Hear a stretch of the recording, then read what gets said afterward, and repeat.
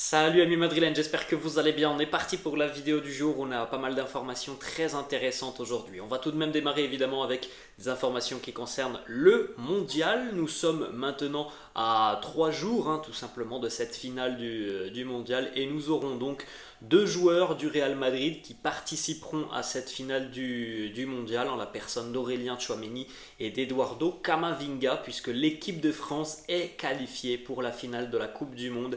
Bis repetita, 4 ans après la finale en Russie, les Bleus sont déjà de retour en finale d'une Coupe du Monde. Quatrième finale pour l'équipe de France sur les 7 dernières éditions de la Coupe du Monde. C'est très impressionnant. Il y aura donc une troisième étoile à décrocher, soit pour l'équipe de France, soit pour l'Argentine, puisque les deux nations comptent à l'heure actuelle deux Coupes du Monde. On regarde les statistiques du match d'Aurélien Tchouameni hier face au Maroc. 65 ballons touchés, 48 passes pour Tchouameni, 84% de précision de passe, 5 passes longues, 2 passes clés, 4 interceptions, 2 dégagements. Dans l'ensemble, c'est un match très très solide et très sérieux d'Aurélien Tchouameni.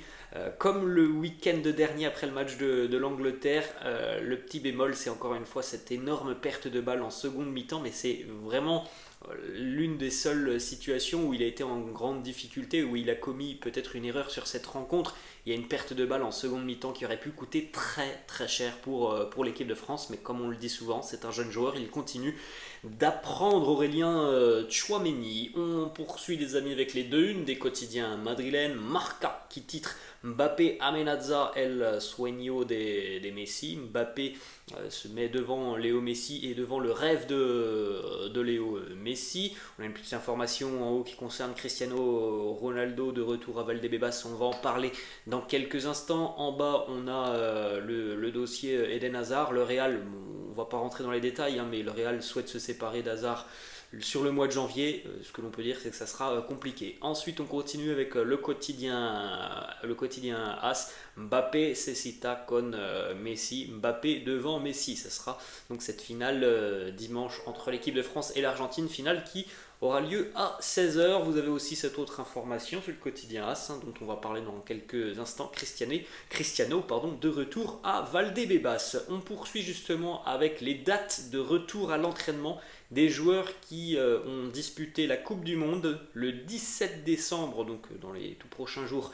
Eden Hazard, Thibaut Courtois, Rudiger et Fede Valverde feront leur retour. Le 20 décembre, Marco Asensio et Dani Carvajal. Le 26 décembre, Militao, Vinicius et Rodrigo. Le 28, Modric, Tchouameni et Camavinga. Donc on peut penser qu'il y a peu de chances pour affronter Valladolid d'avoir évidemment les deux joueurs français, Tchouameni, Camavinga, Luka Modric, et peut-être aussi que ça sera très juste pour avoir Militao, Vinicius et Rodrigo face à Valladolid. On rappelle qu'on sait déjà depuis le début de saison quasiment que cette rencontre face à Valladolid, ça sera une rencontre où on aura une équipe vraisemblablement très remanié côté merengue. On poursuit avec des petites photos de la séance d'entraînement de la veille. On rappelle qu'aujourd'hui c'est match pour le Real, match amical face à Leganés. Je n'ai pas pu trouver l'heure de cette rencontre. Je ne sais pas si c'est entre midi et 2 en début d'après-midi, parce que voilà, du côté du Real à l'heure actuelle on a l'habitude de s'entraîner plutôt sur la fin de matinée, début d'après-midi, donc je n'ai pas encore trouvé l'heure de cette rencontre entre merengue et Leganés. En tout cas hier, exercice de contrôle, de possession, petites oppositions, séance de frappe avec encore une fois Karim Benzema bel et bien présent à Valdebebas et qui participe pleinement aux entraînements du Real. Donc il a l'air bien pour le moment, Karim. Espérons que il n'y aura pas de rechute, parce que l'on a connu ça sur quasiment toute la première partie de saison pour le Nouébé. Petite photo aussi assez sympa aussi de Vinicius Tobias qui profite évidemment de cette Coupe du Monde pour pouvoir s'entraîner régulièrement avec l'équipe première. Il a laissé quelques petites stories sur son compte Instagram, avec notamment une petite photo où on voit Ferland Mendy et une autre avec le ballon d'or Karim Benzema. Petite information du quotidien Marca qui nous annonce que le Real pourrait poser 10 millions d'euros sur la table pour l'autre Vinicius, donc Vinicius Tobias. On rappelle qu'il est prêté par le Shakhtar Donetsk. À l'heure actuelle, il évolue du côté de la Castilla, que ses prestations sont très sérieuses et très encourageantes du côté de la Castilla, qu'il participe parfois à des entraînements de l'équipe première et que côté merengue, on est voilà, à même d'imaginer Vinicius Tobias être un élément de l'effectif premier peut-être d'ici à 1 an ou 2 ans. Donc voilà, les discussions avec le Shakhtar évidemment hein, vont démarrer certainement très prochainement en début d'année 2023. On continue les amis avec cette information dont on a parlé tout à l'heure. C'était présent sur les 2 unes des quotidiens madrilènes, Marca et AS. Cristiano Ronaldo est de retour à Madrid les amis. Il s'entraîne au centre d'entraînement du Real Madrid à Valdebebas, puisque Cristiano est donc sorti prématurément du mondial face au Maroc. Il était de retour à Madrid dans son domicile dans lequel il a habité pendant 9 ans lorsqu'il était tout simplement joueur du Real Madrid.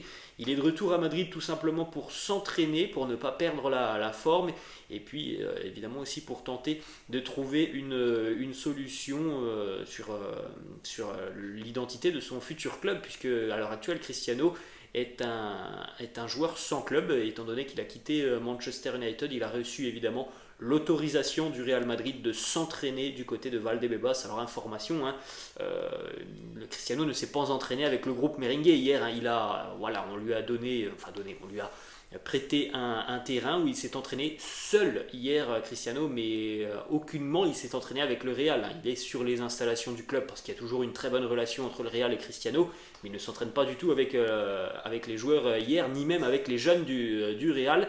Mais autre petite information, dès que la nouvelle de l'entraînement de Cristiano à Valdebebas est tombée, de nombreux joueurs de l'académie et des formations jeunes du Real Madrid ont voulu aller le rencontrer et pouvoir prendre une photo avec la légende du Real. On continue les amis avec 2 petites informations qui concernent Achraf Hakimi. Premièrement, information du quotidien El Relevo qui nous annonce que Achraf serait ravi de revenir à Madrid.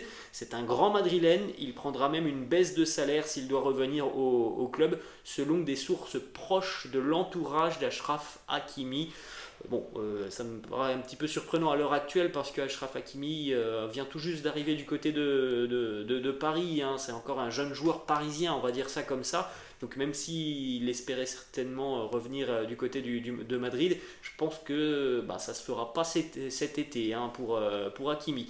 On a une déclaration tout de même du papa d'Achraf Hakimi, Hassan Hakimi, qui révèle que le fiston a failli jouer pour l'Atlético Madrid, mais que s'il n'a pas joué pour l'Atlético, c'est qu'il y avait une bonne raison.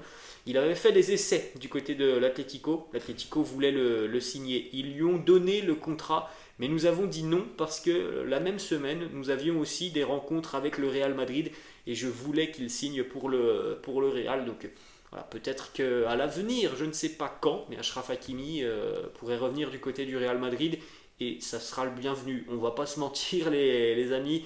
On peut évidemment se dire, ça évidemment on le dit quelques années plus tard, mais que le Real a peut-être commis des erreurs sur certains dossiers, notamment des latéraux, quand on voit les prestations d'Hakimi et de Théo Hernandez depuis quelques temps maintenant. Il est évident que s'ils étaient du côté de Madrid, on se poserait beaucoup moins de questions sur le poste de latéral gauche et le poste de latéral droite. Bref, c'est comme ça, le football est fait de jolis coups, le football est aussi fait parfois d'erreurs qui peuvent se résoudre parfois sur les années suivantes. Espérons que Achraf pourra revenir du côté de Madrid et qui sait, peut-être que Achraf viendra aussi avec dans ses valises Kylian Mbappé, hein, on n'en sait rien, ce sont 2 grands amis et je suis persuadé que de savoir que l'un ou l'autre arrive du côté du Real pourrait aider l'autre dans sa décision. Bref, là on est sur de la spéculation les amis, mais en tout cas voilà, c'est bon de savoir que Hakimi est toujours très très lié et intimement lié au Real Madrid. On va poursuivre les amis avec 2 informations qui concernent Cody Gakpo, le joueur néerlandais du PSV à Eindhoven. Premièrement, une information du quotidien AS qui annonce que le PSV s'attend à ce que le Real fasse une offre pour Cody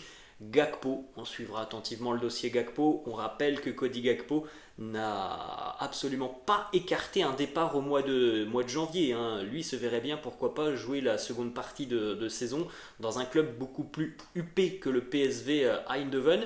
Problème pour le Real Madrid, d'après les déclarations que l'on a depuis quasiment 3 mois, on a visiblement l'impression que le Real n'ira chercher personne au mois de janvier. Et je pense que si tu attends trop, bah, voilà, tu vas rater le train parce que évidemment que Cody Gakpo il est suivi par les plus grands clubs européens. On continue avec une autre information, cette fois-ci c'est une déclaration d'une ancienne légende du PSV, René van den Kerkhoff, qui nous dit: j'ai des sources espagnoles fiables qui rapportent que le Real Madrid veut avoir Cody Gakpo comme successeur de Karim Benzema. Bon, l'avenir nous le dira, les amis.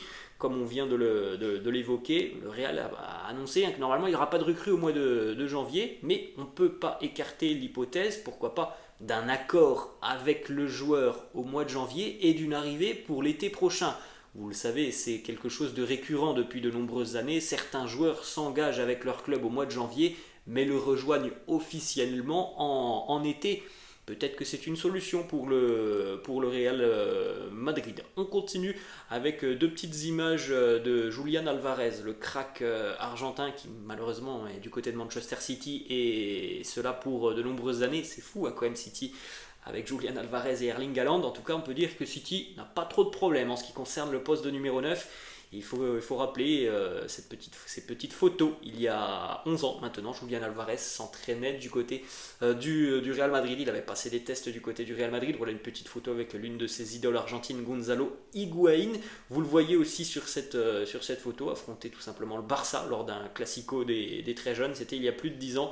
Il est évident que voilà, si Julián Álvarez était du côté du Real à l'heure actuelle, on ne se poserait pas beaucoup de questions sur la succession de Karim Benzema. Mais bon, voilà.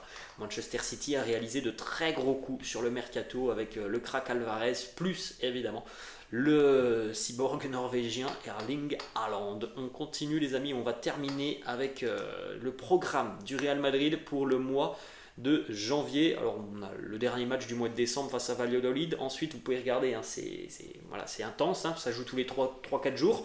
Le 3 janvier, le 7 janvier, le 11 janvier, le 15 janvier, le 18 janvier, le 22 janvier, le 25 janvier, le 29 janvier. Et comme vous pouvez le constater, sur l'ensemble du mois de janvier, alors on a évidemment des matchs de Liga, des matchs de Coupe du Roi, on a la Super Coupe d'Espagne. Et ce qui est fou, c'est qu'il n'y a aucun match au Bernabéu. C'est hallucinant, les amis. Là, on est sur un calendrier qui est démentiel. En plus de ça, avec énormément de voyages, parce que voilà, tu te déplaces tous les 4 jours. Tu ne joues jamais à Madrid. Bref, les amis, je vous le dis, tous les facteurs sont réunis pour avoir des pépins physiques. C'est malheureusement ce que l'on peut dire quand on voit ce calendrier. Ça fait peur. Voilà, ça fait peur le calendrier du Real. Autre information, le Real pourrait potentiellement jouer 15 matchs en 51 jours avant de se rendre à Anfield pour le retour de la Ligue des Champions mi-février. 15 matchs en 51 jours, c'est des chiffres hallucinant. Moi les amis, je vous cache pas mon appréhension par rapport à cette seconde partie de saison, surtout qu'on a l'impression que le Real ne veut pas se renforcer sur le mercato d'hiver. Il va falloir croiser les doigts, il va falloir toucher du bois, il va falloir faire tout ce qui est possible de faire pour ne pas avoir de pépins physiques. Mais quand je vois le calendrier, en plus de ça on sait les amis que c'est sur un mois de janvier. Il fait froid au mois de janvier, les organismes sont mis à rude épreuve, il y a beaucoup plus de blessures musculaires, de claquages, parce que voilà, la température est froide, si tu ne t'échauffes pas bien, ça peut être problématique. Franchement, moi les amis, je vous le dis, j'ai très très peur pour ce mois de janvier du Real. Bon, voilà, on va se quitter là-dessus les amis, je vous laisse, j'espère que la vidéo vous a plu, on a eu pas mal d'informations très intéressantes aujourd'hui. N'hésitez pas comme d'habitude à lâcher un petit pouce bleu, n'hésitez pas non plus à vous abonner à la chaîne, je vous laisse, je vous dis à la prochaine, ciao.